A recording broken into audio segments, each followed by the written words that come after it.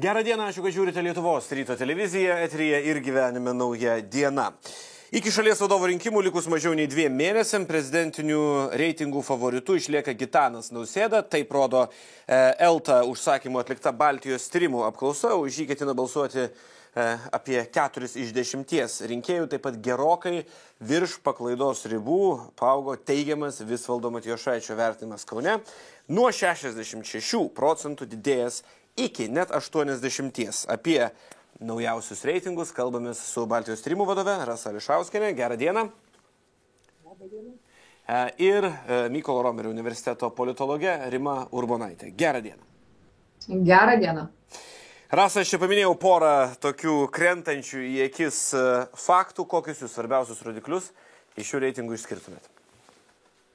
Na, sakyčiau, toks truputį išskyrus reitingų detarai arba kandidatų į prezidentus simpatijose, bet kitas dalykas dabar aiškiau, kas ketina dalyvauti, bet vis tiek tai nėra visiškai galutinis sąrašas.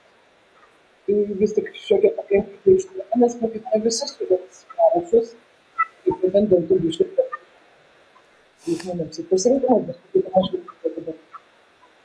Rasa, mes pabandysim jums perskambinti, šiek tiek turim problemų su garsu. Man atrodo, Rima, pereikim prie jūsų, jum kas kliūna už akių.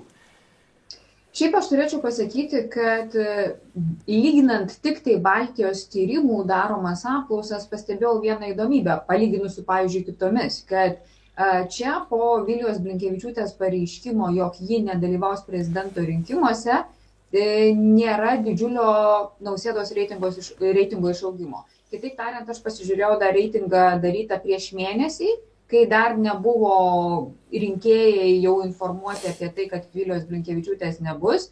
Tai ir dabar, kas yra jau be Vilijos Blinkevičiūtės sąraše, tai Nausėdos reitingas nelabai išaugo. Kitaip tariant, jo tas augimas vis dar yra paklaidos ribose, kas šiek tiek yra įdomu, nes, pavyzdžiui, jeigu žiūrėtume Spinterio Delfi užsakymų atliekamas apklausas, ten jau labiau pasijuto Vilijos Blinkevičiūtės nedalyvavimas ir raginamas balsuoti būtent už Gitaną Nausėdą. Bet taip, Nausėdos išlieka labai aukštas palyginus reitingas ir reikia pasakyti, kad net ir pažiūrėjus dabar pokyčius per mėnesį nuo sausio pabaigos, mes taip ir nematome išaugusių kitų reitingų, mes matome vis dar tokią pačią dalį tų, kurie yra nežinantys už ką balsuoti arba apskritai neketinantys balsuoti, bet turbūt didžiausia intriga vis dėlto išlieka dėl to, kas pateks į antrą turą. Tai yra ar Vėgėlė, ar Ingrida Šimonytė. Aišku, dar kažkokie galbūt labai ten jau migloti šansai yra, kad antro turo nebus, apie ką turbūt labai svajoja Nausėda, bet aš vis dėlto drįsčiau sakyti, kad jis turėtų būti ir net aš manyčiau, kad gali būti aktyvumas šiemet mažesnis negu kad buvo 2019 metais, kas Nausėda yra taip pat nepalanku, jeigu jisai svajoja apie tą pirmąjį turą ir išsprendimą visą ko būtent pirmajame ture. Tai va čia yra tie aspektai, kad kas pateks į antrąjį turą ir kad Nausėda yra nepalankus galimo mažesnio aktyvumo rodiklis, tada irgi būtų visiškai palaidotos tos, kad ir labai menkos viltys dėl vieno tik tai turo buvimo. Bet šiaip sakyčiau, kad taip, Nausėda išlieka favoritu, bet tai nereiškia, kad visiškai intrigos šituose rinkimuose nėra. Kodėl ir kieno sąskaita gali mažėti aktyvumas? Aktyvumas mažėja dėl kai kurių labai, tokių ir teorijoje, ir praktikoje stebimų veiksnių. Pirmas dalykas, jeigu dalis gyventojų galvos, arba rinkėjų tiksliau tariant galvos, kad ir taip viskas aišku, o jiems gali toks įspūdis susidaryti, matant visas apklausas, jų rezultatus ir tą viešą kalbėjimą, nes tikrai viešajame kalbėjime dominuoja tas naratyvas, kad Nausėda veikiausiai bus tikrai perrinktas. Jeigu rinkėjai galvoja, kad mažai intrigos yra, jie dažnai linkę neiti į rinkimus, nes maždaug ar taip viskas aišku. Tai va tas aspektas gali labai stipriai nulemti. Kitas dalykas, tikrai manau, kad bus rinkėjų, kurie sunkiai ras jiems primtiniausią kandidatą. Tai irgi gali kai kuriuos priversti pasilikti namuose, kaip mes sakome.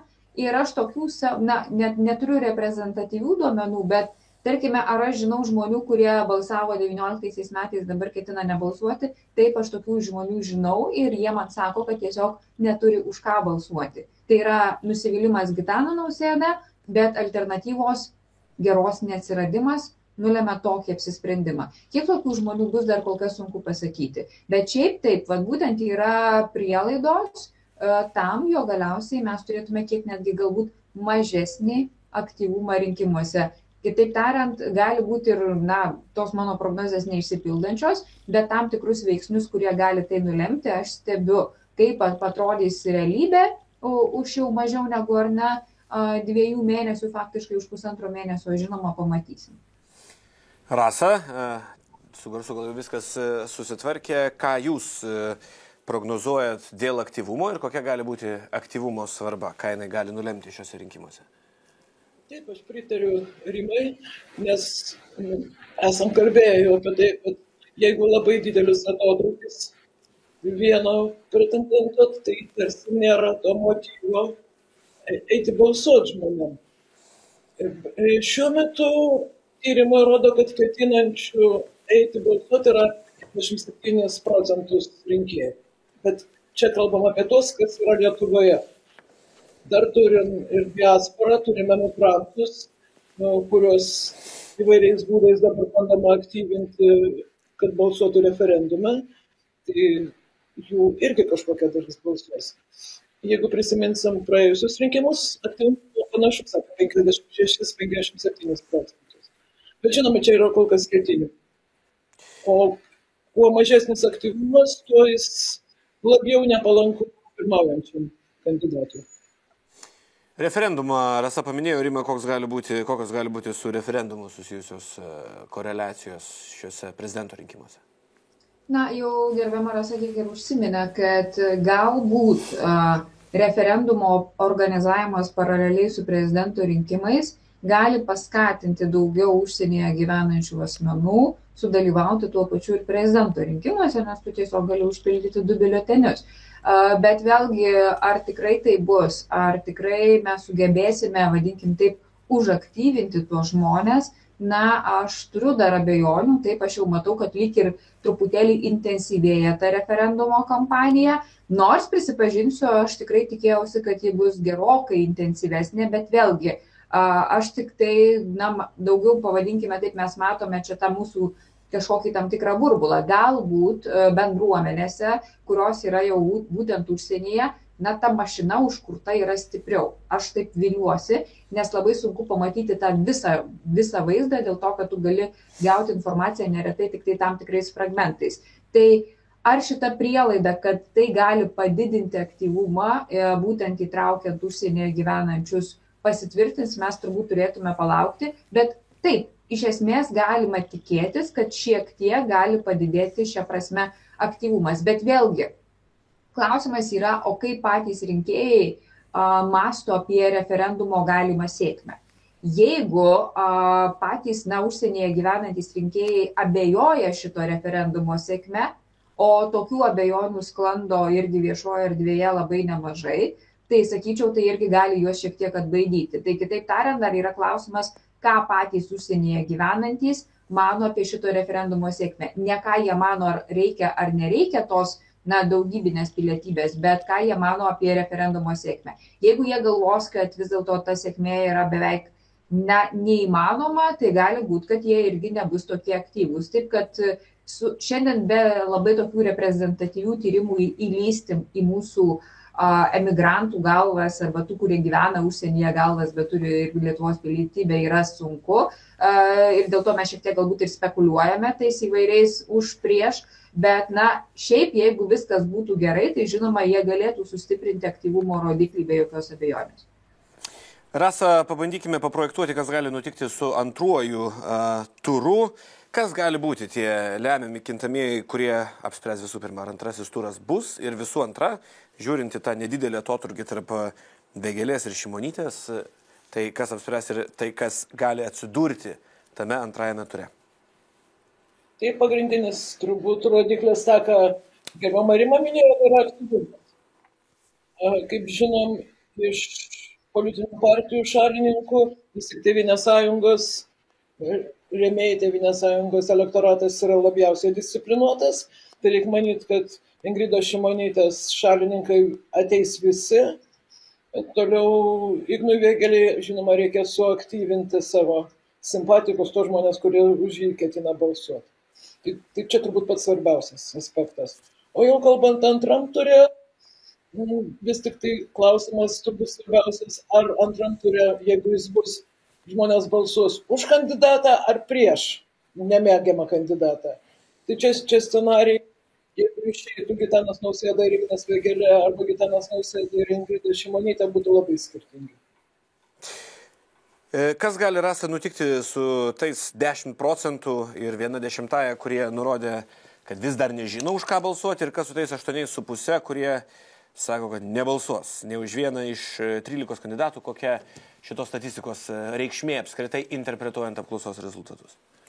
Tai didžiausia tikimybė, kad šitie beveik 20% iš vis neateis, nes 8 sako, ne vieną iš jų tai tikrai ne.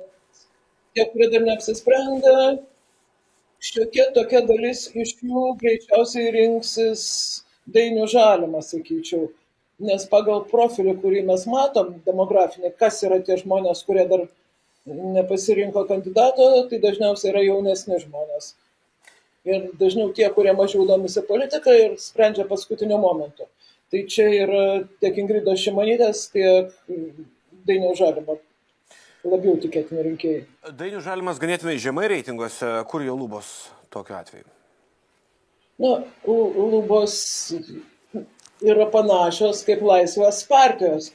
Vėlgi tai daugiau miestų, jaunesni žmonės, tik tai tiek, kad jie suaktyvinami prieš rinkimus, tačiau nėra labai daug. Tai jeigu aktyvumas yra mažesnis, ta proporcija, kuri balsuoja tiek už Laisvės partiją, tiek už Dainių Žalimą, tarp visų balsavusių, žinoma, yra didesnė negu tarp visų turinčių balso teisę. Rima, ar tik Vėgėlė ir Šimonytė pretenduoja į antrąjį turą, jeigu toks bus? Na, aš manyčiau, kad vis dėlto taip. Kol kas tai yra pagrindiniai kandidatai, bet vėlgi šiaip gana nemažus procentus palyginus turi ir tas pats Remigijus Žemaitaitis, bet pavyzdžiui, aš manyčiau, kad Remigijus Žemaitaitis su Ignu Vėgėle nemaža dalimi gali pakonkuruoti. Jau, aišku, Žalimo yra visai kitas rinkėjas, čia, aišku, jų gali kažkiek rinkėjas persidengti su Ingrida Šimonytė, bet vėlgi būtent konservatorių partijos rinkėjai, ką minėjo ir gerbiama Rasa, jau, jie yra labai tokie ištikimi ir lojalūs, nors iš kitos pusės Žalimas, aš manau, turi galbūt netgi galimybę šiek tiek išplėsti savo elektoratą, tai yra neapsiriboti tik Laisvės partijos elektoratu, kitaip tariant, daugiau liberalių pažiūrų rinkėjai, pavyzdžiui, kurie šiaip balsuoja netgi už liberalų sąjūdį, dar galėtų galvoti, kas jiems yra priimtiniau, dėl to, kad Žalimas šiek tiek, sakyčiau, disonuoja su tik tai partijos tuo bendruoju įvaizdžiu, jisai šiek tiek praplečia, vadinkime taip, tas partijos turimas ribas. Bet šiaip vis dėlto turbūt mes kalbam labiausiai apie Žalimą ir Šimonytę, tik tai tiek, kad koks yra tarp jų skirtumas. Kad Ingridos Šimonytės rinkiminį tą potencialą mobilizacinį, kiek jinai geba mobilizuoti rinkėjus, mes iš esmės žinome. Tai 19 metų rezultatai, taip aš nededu lygybės visiškai tarp 19 metų ir dabar 24, bet vis tiek mobilizacinis potencialas daugiau mažiau yra aiškus. Tik aš sakyčiau, kad dar Ingridos Šimonytės pozicijos šiandien, iš kurių jinai kandidatuoja, yra gerokai silpnesnės. O štai Igno Vėgėlės mobilizacinis potencialas yra neaiškus. Kitaip tariant, taip mes turime jo reitingą, mes matom jo labai labai aktyvę rinkimų kampaniją, bet jam reikia ne tik žmonės įtikinti savo idėjomis arba savo kažkokio matymu, surasti tą kažkokią, vadinkim, chemiją tarp savęs ir rinkėjo, bet jam yra labai svarbu tą rinkėją atvesti iki balsadėžių. Čia yra antras uždavinys, kuris yra nemažiau svarbus už pirmąjį mano minėtą. Ir koks čia jo yra tas, potencialas ir galimybės. Aš nesu tikra, nes aš manau, kad jis nori dalies rinkėjų, kurie neturi labai labai tokios geros tradicijos įsisąmonintos eiti visada balsuoti. Tai va čia man yra didelis klaustukas ir dėl to, Igno Vėgėlės šansus daug yra sunkiau vertinti, sakyčiau, nei Ingridos Šimonytės.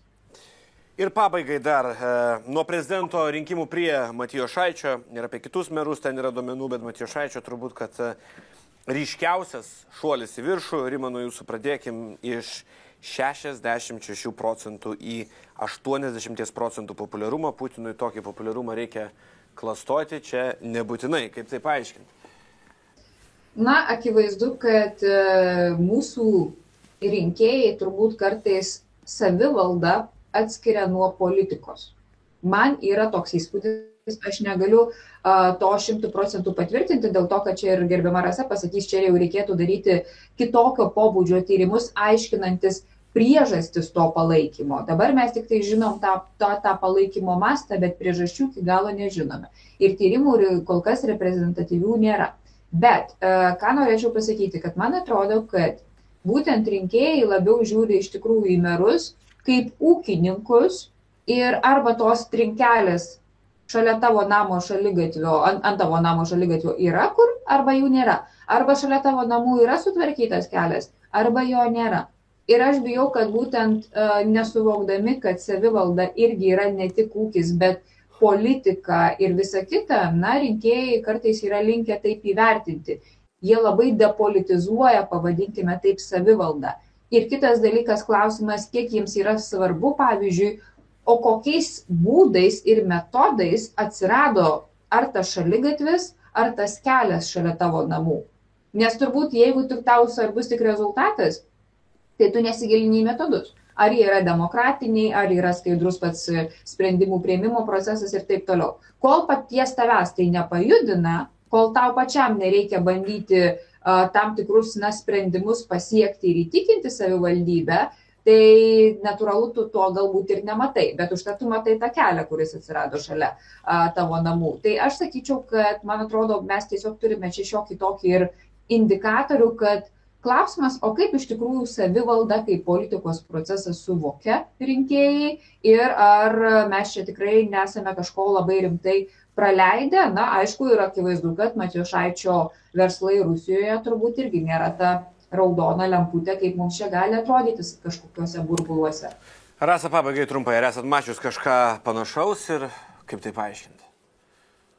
Taip, esame matę panašaus, sakykime, Druskininkuose su Malinausku. Irgi buvo daug kritikos iš, sakykime, centro, iš Vilniaus, iš didžiųjų miestų, bet tuo atveju druskininkiečiai po visos tos kritikos jį pradėjo vertinti geriau negu prieš tai. O kalbant apie tai, ką gerbiama Rima minėjo, taip labai teisingai žmonės į vietos valdžią, į savivaldą žiūri kaip į ūkinius tokius dalykus, jiems svarbu, kad spręstų jų kasdieninės problemas ir į politinius dalykus mažai gilinasi. Galbūt į politinius šiek tiek gilinasi, kai renka merą, kai jau konkrečiai balsuoja.